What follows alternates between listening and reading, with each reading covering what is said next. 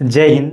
आपका फिर से लक्ष्य साथी यूट्यूब चैनल पर स्वागत है। आज हम इसके अंदर देखेंगे कि जो वैदिक सभ्यता थी उसके पुरातात्विक साक्ष्य, या कहें कि जहाँ आर्य थे, आर्यों ने जिनका प्रयोग किया, आर्यों के पुरातात्विक साक्ष्य, या कह सकते हैं कि जो वैदिक सभ्यता थी, इस वैदिक जो काल था, इसके पुरातात्विक साक्ष्य। ये हमारे प्राचीन भारत के इतिहास की सीरीज नंबर 26 है। इससे पहले हमने 25 सीरीजें कंप्लीट कर ली है और ये हमारा जो वैदिक काल है उस पर पार्ट नंबर 5 है। इससे पहले 4 पार्ट कंप्लीट किए हैं। ये अलग टॉपिकों पर थे, लेकिन ये पार्ट नंबर 5 कंप्लीटली रहेगा हमारे जो वैदिक जो पुरातात्विक जो साक्ष्य हैं उनके बारे में।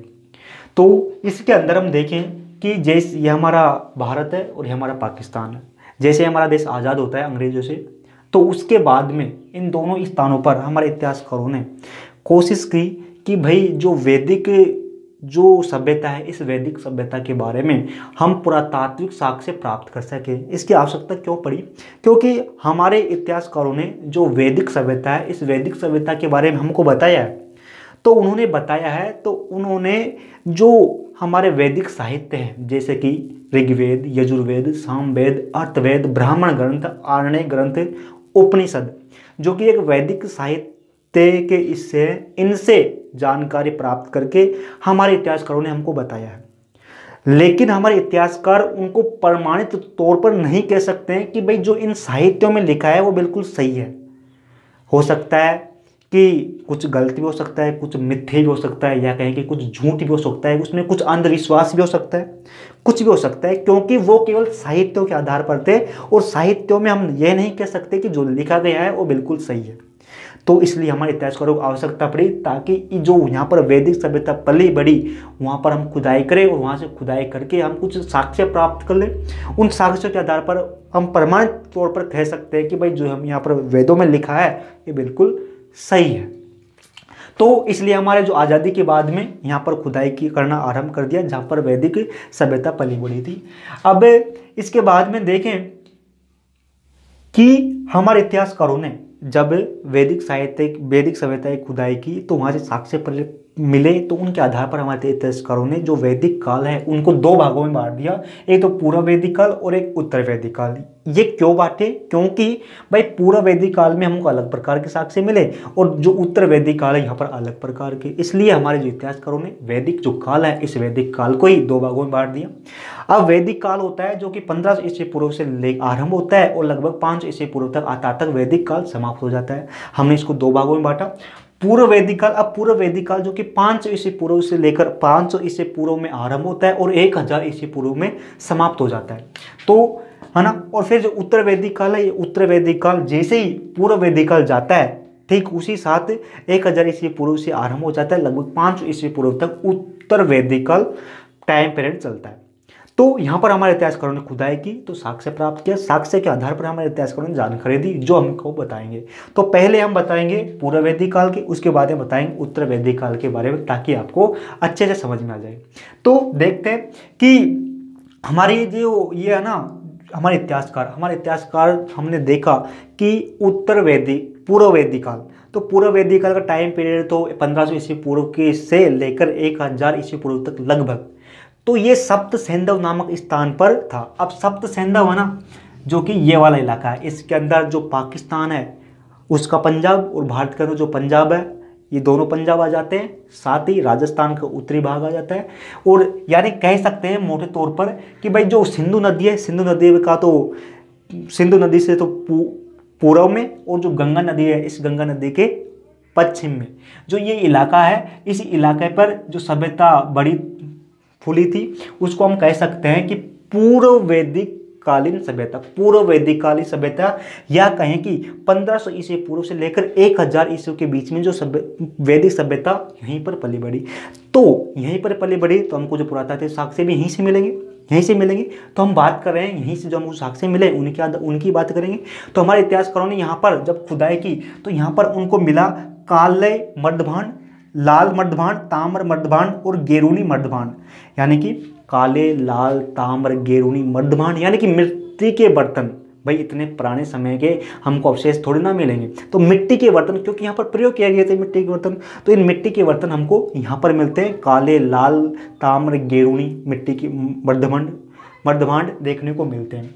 अब अब मर्दभांड देखने को मिले, ये मर्दभांड यहाँ पर मिले भी, और ये मर्दभांड उसी समय के थे जिस समय पर यहाँ पर जो पूर्व वैदिक कालीन जो सभ्यता थी वो पली बढ़ी, तो उसी टाइम पीरियड के वो थे, है ना, और यहीं पर मिले हैं। तो इससे यह तो प्रमाण हो जाता है कि भाई इनका उपयोग यहाँ पर जो ये लोग थे, कौन से लोग, जो पूर्व वैदिक कालीन जो लोग थे उन्हीं ने किया होगा। ये तो आपके समझ में आ गई। लेकिन अब हम कहेंगे कि भाई हमको यहाँ पर जो ये मर्दभांड है यहाँ पर हमको मिले हैं, लेकिन इनकी अपेक्षा हमको जो पूर्व में मिले हैं, यहाँ पर जो हमको मिले हैं इसी समय काल के हमको जो गंगा नदी, जो गंगा घाटी है यहाँ पर देखने को मिलते हैं। तो जब यहाँ पर देखने को मिलते हैं तो हमारे इतिहासकारों ने कहा कि मानते हैं यहाँ पर जो पूर्व वैदिक काल सभ्यता के लोग उसी समय के मर्दभांड यहाँ पर मिले हैं, लेकिन इनसे अधिक संख्या में हमको तो यहाँ पर मिले हैं। तो हमारे इतिहासकार कह नहीं सकते, कहते तो हैं, लेकिन ऑथेंटिक या कहें कि प्रमाणित तौर पर नहीं कह सकते कि इनका प्रयोग जो वैदिक काल, पूर्व वैदिक काल के लोगों ने किया, क्योंकि यहाँ से अधिक हमको अवशेष यहाँ पर मिले उन्हीं मर्दभांडों के। अब इनके बाद में देखें कि अब जो सप्त सैंधव है ना, जो कि सप्त सैंधव है, जो कि हमने बताया कि ये वाला इलाका है सप्त सैंधव है, ये सप्त सैंधव पर पूर्व वैदिक कालीन सभ्यता पली बढ़ी, है ना। साथ ही हम देखें कि हमको जो ऋग्वेद है, इस ऋग्वेद में कांसा का उल्लेख भी मिलता है। जो हमारा ऋग्वेद है, जो कि ऋग्वेद 1500 ईस्वी पूर्व से लेकर 1000 ईस्वी पूर्व के मध्य लिखा गया, तो हमको उस ऋग्वेद में देखने को मिलता है कि यहाँ पर कांसे का प्रयोग भी किया गया था। कांसे का प्रयोग, है ना। अब कांसे का प्रयोग हमको साक्ष्य यहाँ पर मिले हैं, बिल्कुल मिले हैं, हमने बताया बिल्कुल मिले हैं, और उसी समय के हैं जिस समय इस सभ्यता के लोग थे, लेकिन हमने बताया कि भाई यहाँ पर अधिक मिले हैं। तो इसलिए ये नहीं कह सकते इतिहासकार कि जो ये मर्दभांड है इनका प्रयोग जो हमारे पूर्व वैदिक काल के लोगों ने ही किया था, है ना। ये तो हमने देख लिया। अब दूसर मर्दभांड, अब यहाँ पर एक अनेक प्रकार का मर्दभांड होता है, यानी कि मिट्टी का बर्तन होता है ना, जिसको कहा जाता है दूसर मर्दभांड संस्कृति। अब दूसर मर्दभांड है जो कि अफगानिस्तान में हमको देखने को मिलती है ना, जो पंजाब हमारा इसके अंदर देखने को मिलती है, और उत्तरी राजस्थान, यानी कि कहने का मतलब है इस इलाके में हमको देखने को मिलती है। क्या देखने को मिलती है? दूसर मर्दभांड, यानी कि मिट्टी के बर्तन देखने को मिलता है। लेकिन अब ऋग्वेद, अब ये हमको जो मर्दभांड है ना देखने को मिलते हैं, दूसरे मर्दभांड, ये दूसरा मर्दभांड जो कि 1500 ईस्वी पूर्व से लेकर लगभग 1000 ईस्वी पूर्व तक आसपास को यहाँ पर देखने को मिलता है। अब यहाँ पर ही हमारी जो वैदिक जो सभ्यता थी, जो पूर्व वैदिक कालीन सभ्यता के लोग थे, उसी समय यहाँ पर रहते थे, और इसी समय के हमको मर्दभांड ही मिले, जिसको हमने कहा कि दूसर मर्दभांड। इसी समय के लोग यहाँ पर रहते थे, उसी समय उसी स्थान पर, है ना, उसी समय जो मर्दभांड मिले हैं। तो इसलिए माना गया कि भाई इन जो दूसरा मर्दभांड है, इन मर्दभांडों का प्रयोग जो पूर्व वैदिक कालीन जो लोग थे इन्हीं ने किया होगा, ऐसा हमारे इतिहासकारों ने कहा।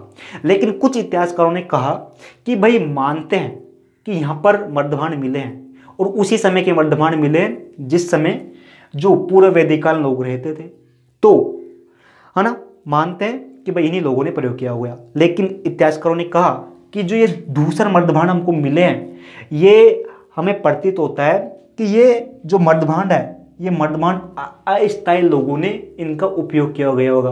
अस्थायी लोगों ने जो दूसरा मर्दभांड है, इस दूसरे मर्दभांडों का उपयोग किया होगा, क्योंकि कभी यहाँ मिलते हैं, कभी यहाँ मिलते हैं, कभी यहाँ मिलते हैं। तो इन्होंने कहा कि ऐसे लोग जो कभी एक स्थान से दूसरे स्थान को छोड़कर जाते थे, उन्होंने जो ये दूसरा मर्दभांड है इसका प्रयोग किया होगा, है ना। तो इसलिए हमारे कुछ इतिहासकार तो कहते हैं कि दूसरा मर्दभांड है, इनका प्रयोग जो ये पूर्व वैदिक कालीन लोग इन्होंने किया। लेकिन कुछ इतिहासकार को कहना है कि ऐसा भी हो सकता है कि इसी समय वैदिक जो सभ्यता थी, पूर्व वैदिक, इसी समय के जो अन्य लोग थे उन्होंने, क्या पता उन्होंने किया हो, कुछ नहीं कह सकते। अब इसके बाद में उत्तर वैदिक काल, हमने कहा कि उत्तर वैदिक काल 1000, जैसे ही पूर्व वैदिक काल बीतता है फिर आता है उत्तर वैदिक काल, जो कि 1000 ईस्वी पूर्व से लेकर 500, कुछ कहीं कहीं आपको देखने को मिलेगा 600 ईस्वी पूर्व के आसपास। तो 500 से लेकर 1000 से लेकर 500 ईस्वी पूर्व के मध्य हमको उत्तर वैदिक काल कहा जाता है। अब ये उत्तर वैदिक काल में पहले हमारे जो पूर्व वैदिक काल के लोग तो हमारे रहते थे सप्त सिंधु पर, है ना, सप्त सिंधु पर, लेकिन अब यहाँ से लोग आने लग जाते हैं, जो गंगा घाटी है ना, इस गंगा घाटी में आने लग जाते हैं। तो अब जो ये काल अवधि है उत्तर वैदिक काल यहीं पर भी लोग रहते हैं, लेकिन यहाँ से आकर ये यहाँ पर जो गंगा का मैदानी इलाका है, इस मैदानी इलाकों में या कहे कि जो गंगा घाटी है इस इलाके में आकर रहने लग जाते हैं। अब इन लोगों ने क्या किया, लोहे का प्रयोग भी किया, और इस लोहे का प्रयोग के हमको प्रमाण मिलते हैं, है ना। लोहे का प्रयोग इन लोगों ने प्रारंभ कर दिया था, या कहें कि लोहा कालीन युग आरंभ होने लग गया था, लोहा का प्रयोग किया जाने लग गया। और उत्तरी भारत में लोहा युग आगमन के साक्ष्य मिले, यानी कि भाई यहाँ पर लोग आकर वैदिक कालीन लोग आकर रहने लग गए, जिसको हमने कहा उत्तर वैदिक कालीन, और यहाँ के लोग जो कि लोहे का प्रयोग करने लग गए थे, है ना, इसके साक्ष्य मिले। अब ये जो हमें लोहे का प्रयोग मिले हैं ना, लोहे का, भाई हमने कहा कि भाई जो उत्तर वैदिक कालीन लोग यहाँ पर आए, आकर लोहे का प्रयोग करने लग गए। अब हमको यहाँ पर लोहे के साक्ष्य मिले हैं, बिल्कुल मिले हैं, और ये लोहे के साक्ष्य मिले उसी स्थान पर मिले हैं जहाँ पर उत्तर वैदिक कालीन लोग रहते थे, उसी स्थान पर मिले हैं।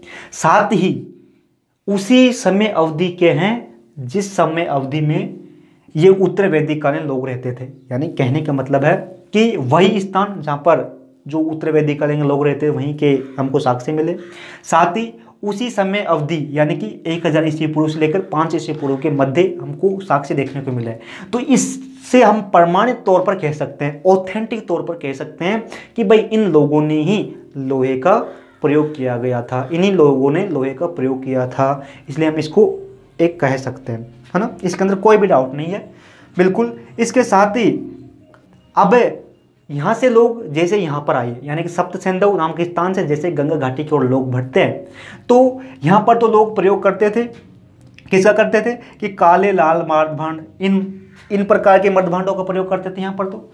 लेकिन जैसे ही लोग यहाँ से यहाँ पर आते हैं, जैसे यहाँ से लोग आते हैं, तब ये लोग है ना जो काले लाल मर्दभांड आदि का उपयोग तो करते हैं, मानते हैं कि करते हैं, लेकिन काले लाल मर्दभांडों से ज़्यादा, काले लाल मर्दभांडों से ज़्यादा जो धूसर और काली मिट्टी के पालिश, यानी कि काले लाल मर्दभांडों का प्रयोग यहाँ पर करते थे और यहाँ पर भी करते थे, लेकिन जो काले लाल मर्दभांड है इनसे भी अधिक संख्या में यहाँ पर जो कि मर्दभांडों का प्रयोग किया जाता है वो तो धूसर मर्दभांड और एक काली मिट्टी, यानी धूसर मर्दभांड और काली जो मिट्टी काली पॉलिश किए हुए ये मर्दभांड यहाँ पर लोग आ जाते हैं, और यहाँ पर आने के बाद में धूसर मर्दभांडों का प्रयोग करते हैं, और साथ ही यहाँ पर काली पॉलिश वाले जो मर्दभांड है इनका भी प्रयोग करते हैं, है ना। लेकिन जो ये लाल और काले मर्दभांड का प्रयोग भी यहाँ पर करते हैं, लेकिन कम करते हैं और ज़्यादा करते हैं,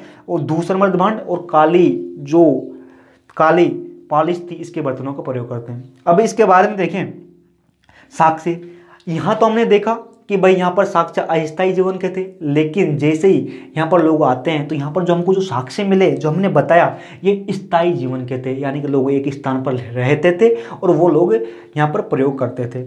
अब यहाँ पर जो साक्ष्य मिले हैं, इन साक्ष्यों में कृषि से संबंधित साक्ष्य मिले, यहाँ पर कृषि के हमको साक्ष्य मिले, यहाँ पर अनाज और अनेक प्रकार के अनाज बोए जाते थे और दालें बोई जाती थी। साथ ही लोहे के प्रयोग करें तो लोहे का प्रयोग हमने देखा कि दशराग युग होता है, उसके बाद में जो कुरु है ना, यानी कुरु जो कि भरत वंश का राजा स्थापित करता है, कुरु और पांचाल ये एक प्रमुख क्षेत्र बन जाते हैं।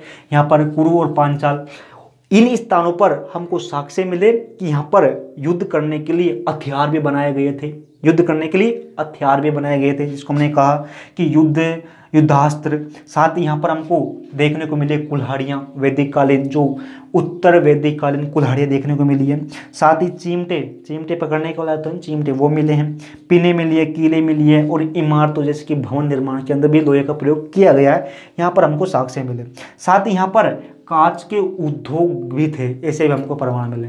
साथ ही हम देखें कि आर्थिक दृष्टि से एक महत्वपूर्ण यहाँ पर हमको जो देखने को मिलता है आर्थिक दृष्टि से, यानी कि जो ये उत्तर वैदिक कालीन जो लोग थे, इन उत्तर कालीन वैदिक लोगों ने एक मुद्रा का प्रचलन, यानी कि उत्तर वैदिक कालीन लोग ये लगभग 500 ईस्वी 600 ईस्वी पूर्व के लगभग 600 ईस्वी पूर्व के लगभग जब उत्तर वैदिक जो सभ्यता थी उसका अंत होने वाला था, अंतिम समय में जो ये उत्तर वैदिक कालीन के लोग थे इन्होंने मुद्राओं का प्रयोग करने लगे। यानी मुद्रा होती है ना, वो मुद्रा ऐसी जिसका हम प्रयोग सामान खरीदने के लिए करते हैं, मुद्रा तो जानते होंगे। इन मुद्राओं का प्रयोग भी ये लोग करने लग गए थे। तो आर्थिक दृष्टि से सबसे बड़ा परिवर्तन आया कि भाई जो ये लोग थे लगभग 600 ईस्वी पूर्व के आसपास मुद्रा का प्रयोग किए जाने लग गए थे और इन मुद्राओं को कहा गया आहत मुद्राएं।